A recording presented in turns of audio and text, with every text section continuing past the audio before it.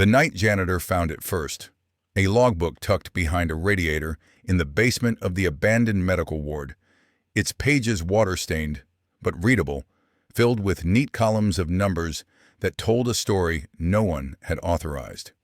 The ward had been shuttered for 3 years by then, its windows boarded, its corridors silent except for the drip of water through deteriorating pipes. The city had moved on, built newer facilities on the other side of town, left this hulking brick structure to fade into the industrial landscape like so many other relics of a different era. But the numbers in that logbook refused to fade. They documented deliveries that shouldn't have existed, morphine ampules, arriving months after the last patient had been transferred. Surgical supplies logged weeks after the final operating room had gone dark. Cases of antibiotics signed for by names that didn't match any employee roster. The janitor, a man named Thomas Riley, who had worked in city buildings for 23 years and understood the difference between bureaucratic confusion and something darker, brought the book to his supervisor.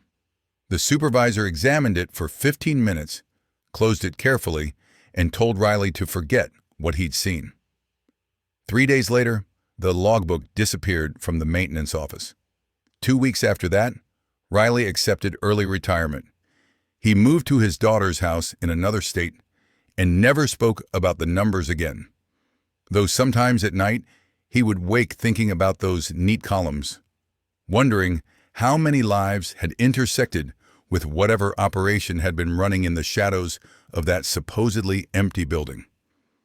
The ward itself had opened in 1947, built with federal money that flowed freely in those post-war years when the nation was expanding everything.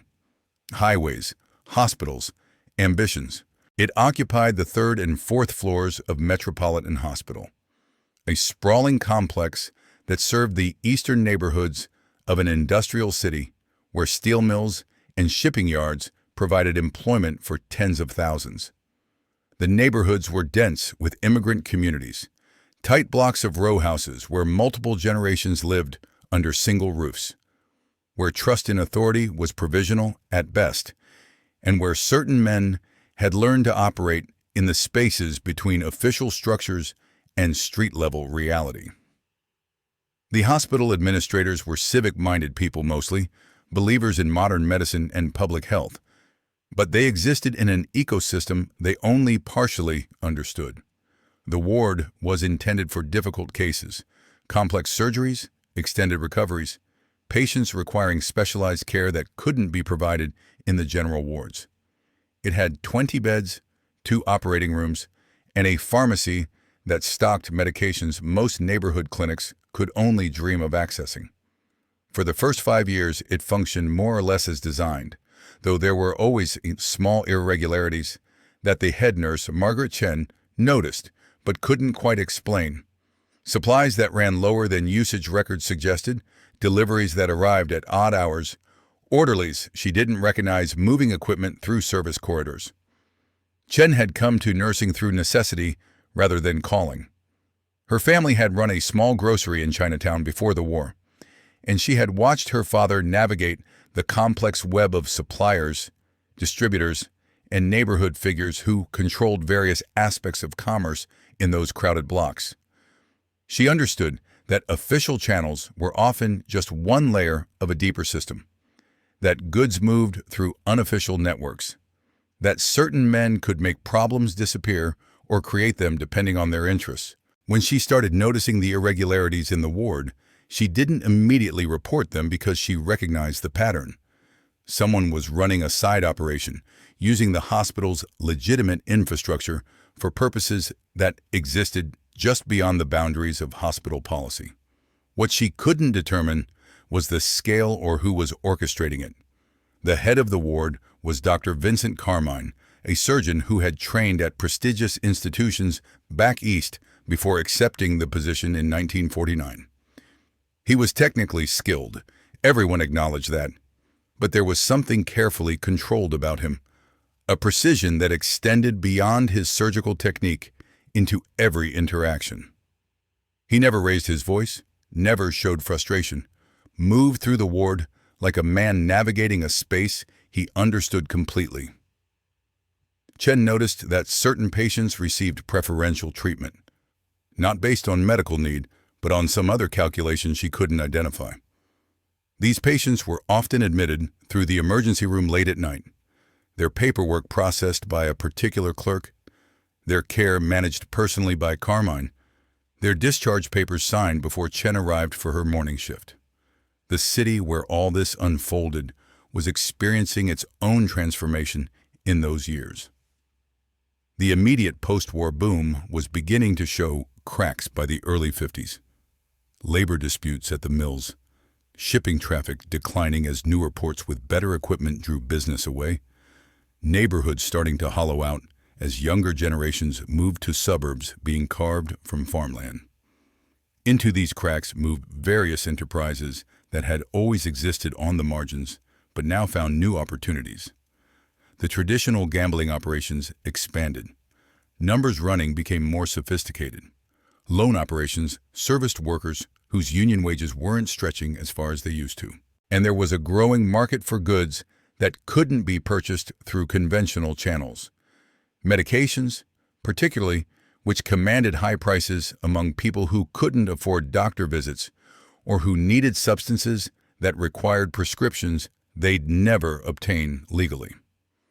The infrastructure for this market had been developing for years, refined during wartime rationing when shortages created black markets for everything from sugar to tires. And the men who had learned to navigate those systems weren't about to abandon techniques that had proven so profitable. Medical supplies were particularly valuable. Morphine for pain that workers couldn't afford to treat properly. Antibiotics that cost too much in pharmacies. Surgical instruments that backroom doctors needed for procedures they performed in apartments and basement clinics. The connection between the ward and these street-level markets wasn't obvious to casual observers. Carmine maintained his professional reputation, published papers in medical journals, attended conferences, served on hospital committees. But Margaret Chen began to notice timing. Certain deliveries would arrive on nights when particular orderlies were working. These orderlies, men named DeMarco, Sullivan, and Kozlowski, seemed to have access to areas of the hospital that were technically off-limits to their job classification. They moved with a confidence that suggested they answered to authority structures beyond the hospital's organizational chart. Chen watched DeMarco one night as he redirected a delivery truck to a service entrance used primarily for removing waste. She watched from a fourth-floor window as cases were unloaded, cases that were logged into the ward's inventory system, but which seemed to disappear into storage rooms that were then locked with chains that weren't part of hospital-issued equipment. When she mentioned these observations to the hospital's assistant administrator, a careful man named Harold Brennan, who had worked his way up from bookkeeping, he thanked her for her diligence and assured her he would investigate. A week later, Chen was called to a meeting where Brennan, along with Carmine and the hospital's director of operations, explained that the ward was participating in a pilot program for emergency supply redundancy, a system designed to ensure that critical medications would be available in case of catastrophic events, a nuclear attack, a major industrial accident, a disease outbreak. The program was funded through a combination of federal civil defense appropriations and private donations. The unusual delivery schedules and specialized storage were necessary for security reasons. Everything was properly authorized. Chen listened to this explanation and understood that she was being told to stop asking questions. But understanding came slowly, pieced together from fragments over months and years. There was the night in 1952 when a man was brought in with a gunshot wound, rushed into one of the ward's operating rooms while Chen was finishing her shift. The man survived, and his identity was never recorded in official logs. His chart listed him as John Doe, treated and released, though Chen knew he had been hospitalized for 11 days. The police were never notified. Two officers who showed up asking questions were met by hospital security and directed to an administrator's office, from which they emerged 40 minutes later and left without conducting any interviews. There was the morning Chen arrived to find that half the ward's morphine supply had been requisitioned overnight, signed out by a doctor whose name she didn't recognize and whose credentials, when she checked later, turned out to be inactive. There was the elderly patient, a woman with pneumonia, who told Chen about the men in nice suits who had visited her son's room 2 nights earlier. Her son had been in a different ward recovering from an industrial injury, and how, after those men left, her son had become agitated and refused to speak to anyone for 3 days. There was the construction crew that spent 2 weeks renovating one of the storage rooms, installing what they said was specialized climate control equipment, though the room's temperature never seemed to vary from the rest of the ward. And there was the conversation Chen overheard between Carmine and a man she didn't recognize, a conversation that took place in the corridor outside the operating rooms late one evening when most of the ward was empty. The man, heavy-set and expensively dressed, was complaining about volume. He needed more, he said. The market was expanding faster than supply. There were distributors in 3 cities waiting on commitments. Carmine responded in his careful voice that increasing volume meant increasing risk, that the beauty of their arrangement was its sustainability, that greed had destroyed better operations than theirs.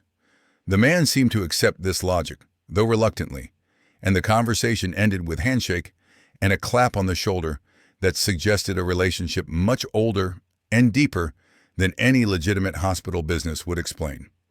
What Chen eventually understood, though she was careful never to articulate it fully, even to herself, was that the ward functioned as a node in a distribution network that moved medical supplies from legitimate channels into parallel markets. The mechanism was elegant in its simplicity.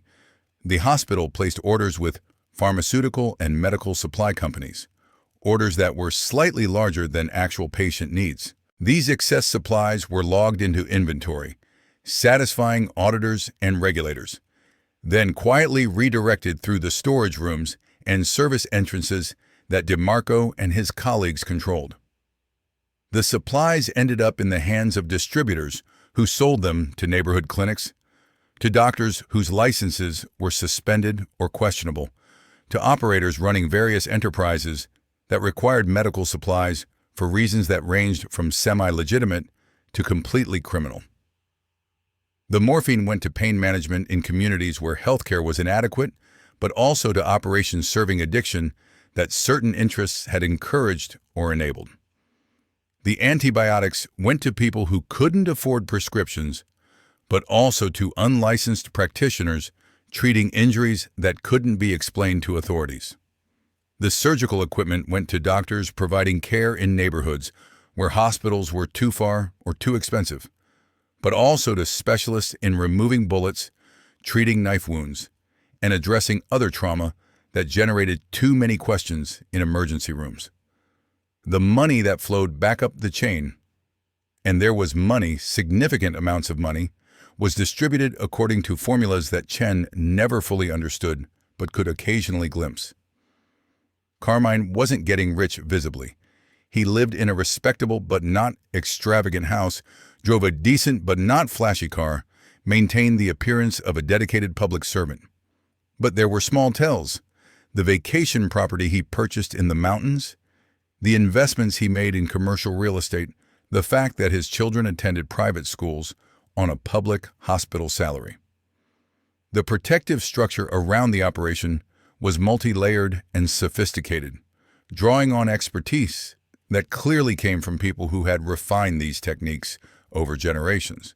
Hospital administrators who might have been inclined to investigate too deeply received visits from community leaders who praised the ward's service to the neighborhood, who emphasized how important the ward was to the hospital's relationship with certain populations, who suggested that excessive scrutiny might create tensions that would be unfortunate for everyone. Auditors who examined the books found that everything reconciled. The supplies ordered matched the supplies logged. The usage rates were within acceptable ranges for a ward of that size and specialization. The financial records were impeccable. What the auditors didn't see were the shadow inventories, the supplies that existed on paper but were already moving through networks that operated beyond official visibility.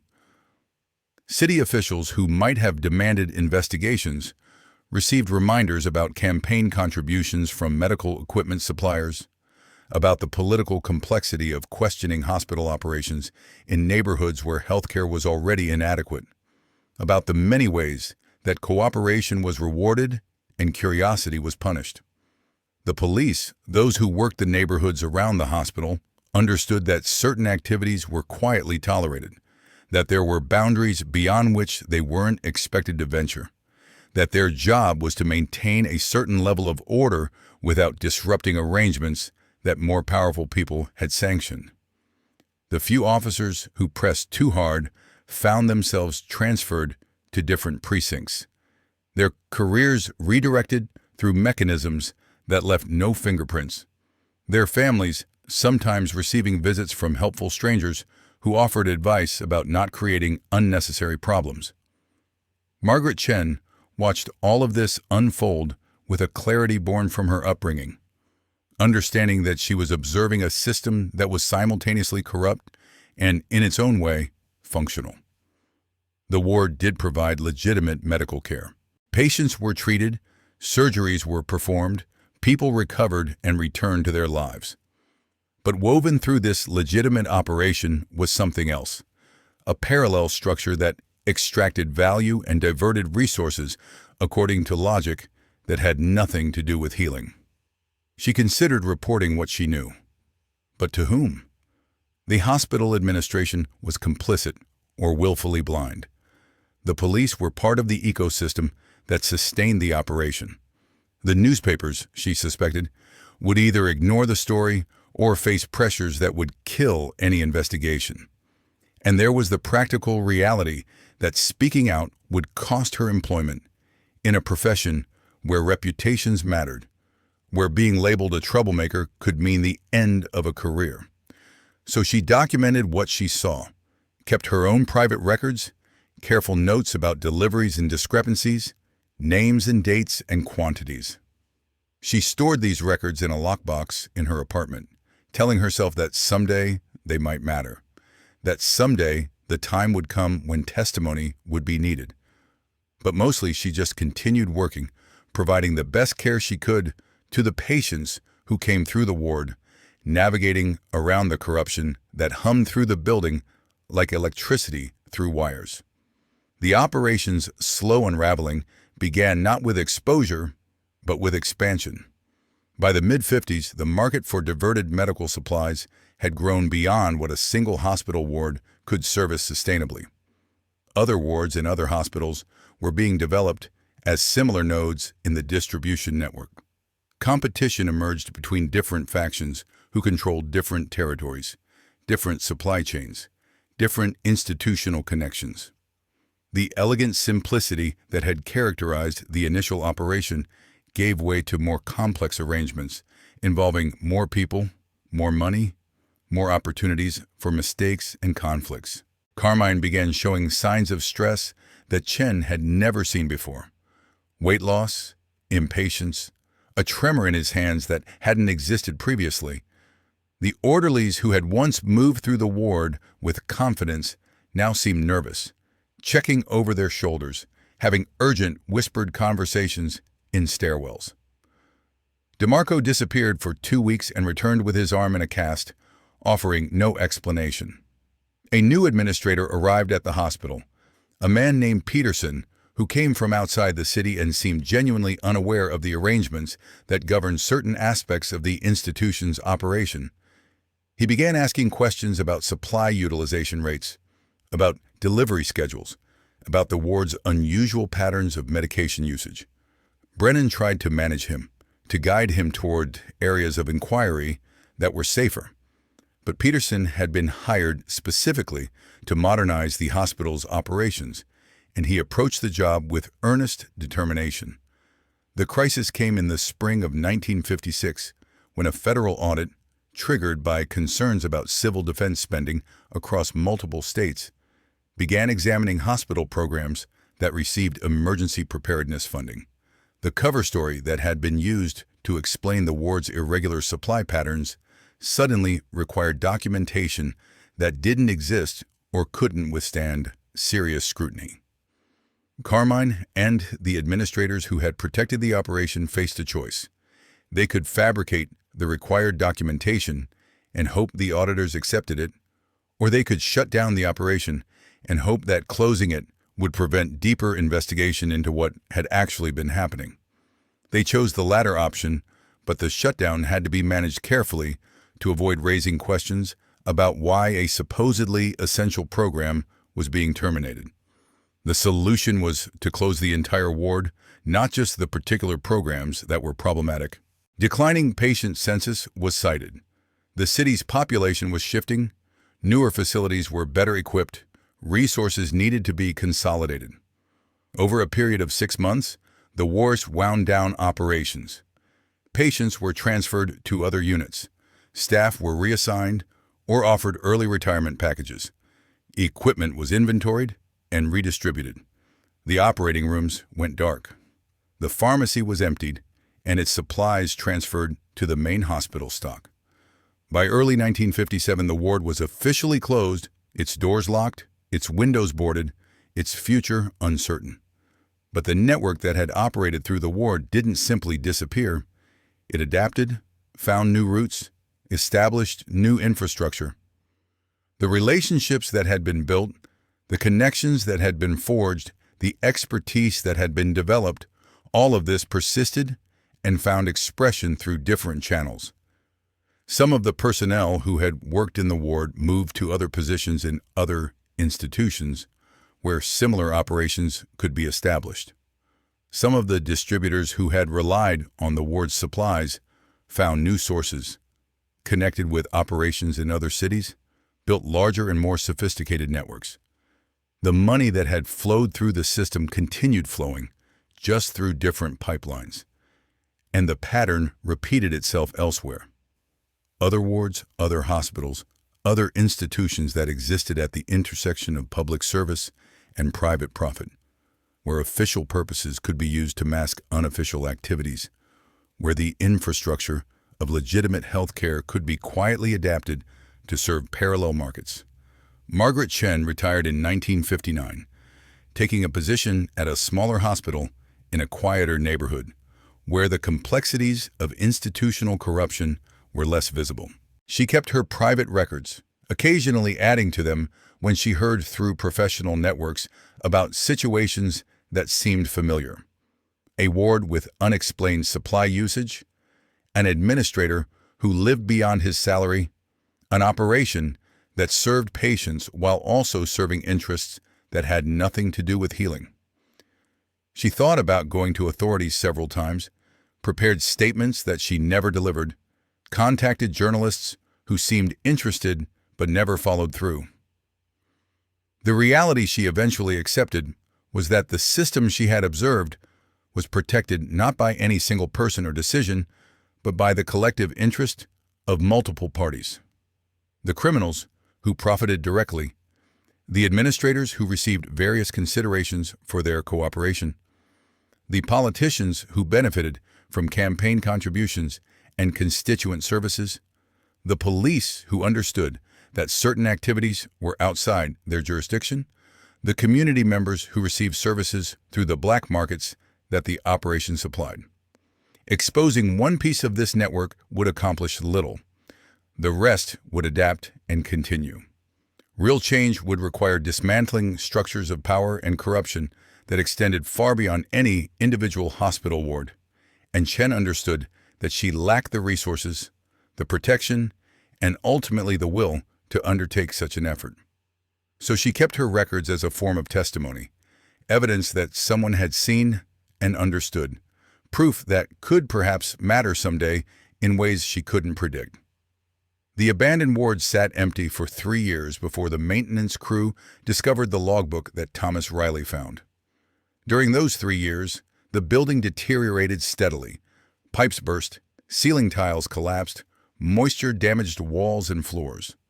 But in certain storage rooms, in spaces that the casual observer would never notice, there were traces of the operation that had functioned there. Empty crates stacked in corners, labels still visible, pharmaceutical companies, medical supply distributors, quantities and dates that raised questions for anyone who thought to ask them. Chains and locks that hadn't been hospital issue, purchased elsewhere, and installed for purposes the hospital's legitimate operations didn't require. A false wall in one storage room, built to create a hidden space where supplies could be staged away from casual observation. Documents in a filing cabinet, shipping manifests, inventory records, names and addresses that connected the ward to a network of distributors and customers that existed completely outside the hospital's official business. The logbook that Riley found was just one piece of a larger documentary record, fragments of a system that had operated for years right under the surface of a seemingly legitimate institution. When Riley brought the logbook to his supervisor and was told to forget about it, he understood that he had stumbled into something that powerful people wanted to remain hidden. The supervisor's reaction, examining the book carefully, closing it with obvious concern, issuing a warning rather than a thank you, told Riley everything he needed to know about the risks of curiosity. The logbook's subsequent disappearance confirmed his assessment. The early retirement offer, which included a financial package slightly more generous than his years of service would normally justify, was both a reward for silence and a warning about the cost of speaking. Riley took the money and left, understanding that the alternative might be considerably worse. He thought about the numbers in that logbook for the rest of his life, the dates and quantities that documented a systematic diversion of medical supplies over years, the signatures that implicated people whose names he recognized from hospital directories and city directories, the pattern that pointed to an operation far larger and more sophisticated than anything a casual observer would suspect by looking at an abandoned medical ward. The building eventually was demolished in 1962, replaced by a parking lot that served the newer sections of the hospital complex. The demolition crew found nothing of particular interest, just the expected debris of a mid-century medical facility, equipment too old to be useful, furniture too damaged to salvage, walls and floors that had to be torn down and hauled away. If they found any traces of the storage rooms, the chains, the false walls, they either didn't recognize their significance or didn't consider it worth reporting. The rubble was removed, the foundation filled in, asphalt poured in line for parking spaces. The ward disappeared from physical existence, though it persisted in other forms. In Margaret Chen's records, in Thomas Riley's memories, in the professional histories of people who had worked there and carried forward the expertise they had developed, in the institutional knowledge of organizations that understood how such operations could be structured and protected. Decades later, researchers studying healthcare corruption in mid-20th century America occasionally encountered references to the ward, a footnote in an audit report, a mention in a newspaper article about hospital closures, a detail in someone's unpublished memoir. These references were fragmentary and ambiguous, suggestive without being conclusive, pointing towards something without fully revealing it. Historians who tried to investigate further found that crucial records were missing or had been destroyed in routine document purges, that people who had worked there were deceased or unwilling to be interviewed, that institutions that might have had relevant information were uncooperative or had policies against releasing historical records about internal operations. The story remained mostly hidden, accessible only through inference and reconstruction, through pattern recognition that connected fragmentary evidence to known methods of institutional corruption and organized crime infiltration. What emerged from these fragments was an understanding of how corruption could function within legitimate institutions, not through spectacular acts of criminality, but through quiet adaptation of normal procedures, through slight manipulations of standard operations, through the exploitation of gaps between official oversight and actual practice. The ward's operation worked because it was embedded in legitimate healthcare delivery, because it served multiple purposes simultaneously, because it aligned the interests of various parties who had reasons to protect it. The patients who received care didn't know they were being treated in a facility that also served criminal distribution networks.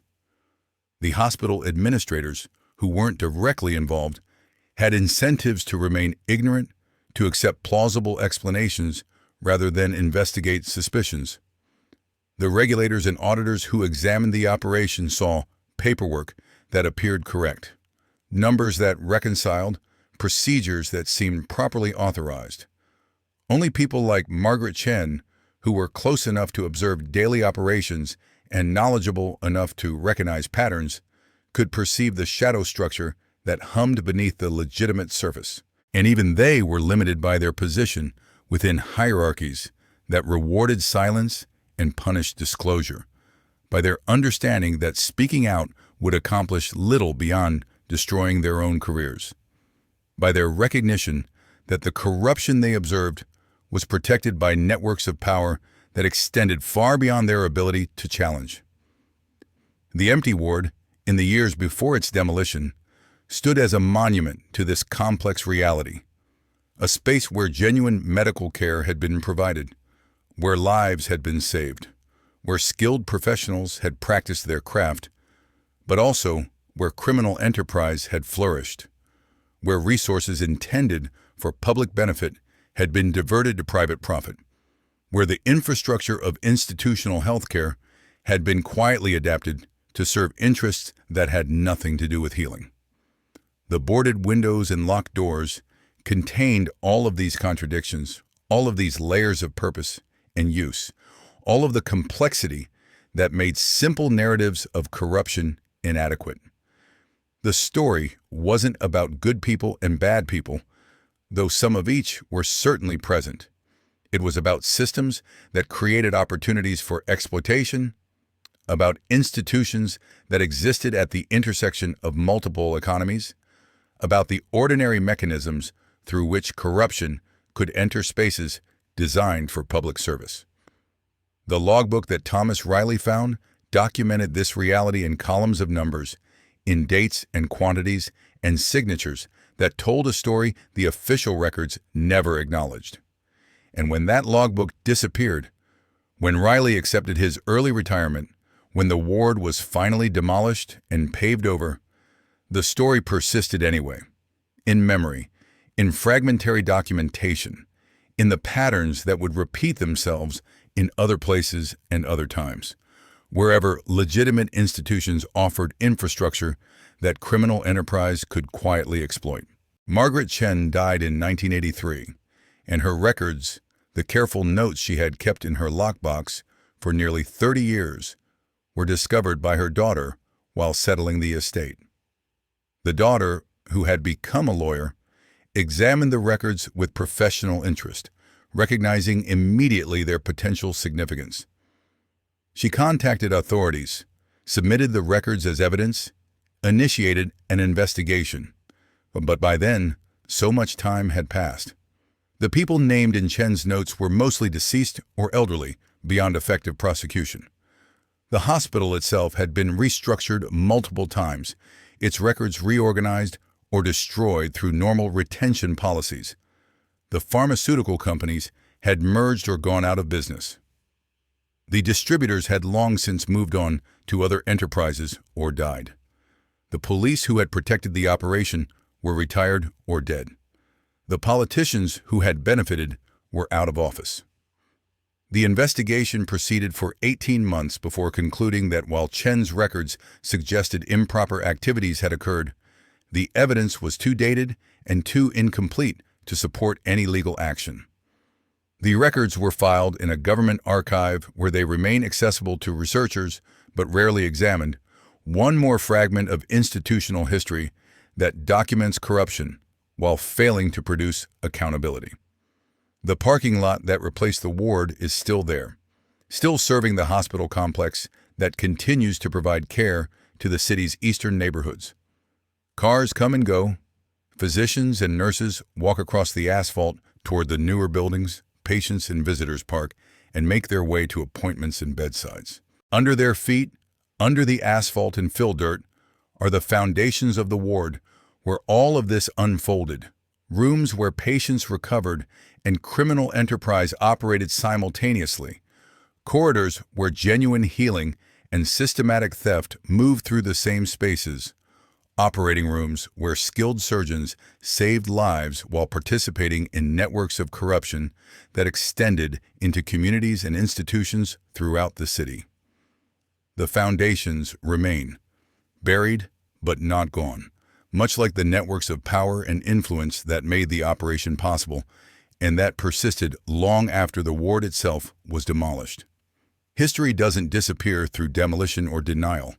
It settles into layers that future excavations might reveal, evidence that waits patiently for investigators who know how to interpret fragments, for historians who understand that corruption's most effective form is the kind that operates so smoothly within legitimate structures that most people never recognize its presence, never understand that the ordinary operations they observe carry within them parallel purposes that serve interests hidden from casual view. The ward is gone, but what it represented, the vulnerability of institutions to infiltration, the ease with which criminal enterprise can adapt legitimate infrastructure to serve illegitimate purposes, the complexity of corruption that operates not through dramatic criminality, but through quiet manipulation of normal procedures. All of this persists, written into the institutional memory of organizations that learned these lessons and carried them forward into other contexts and other times.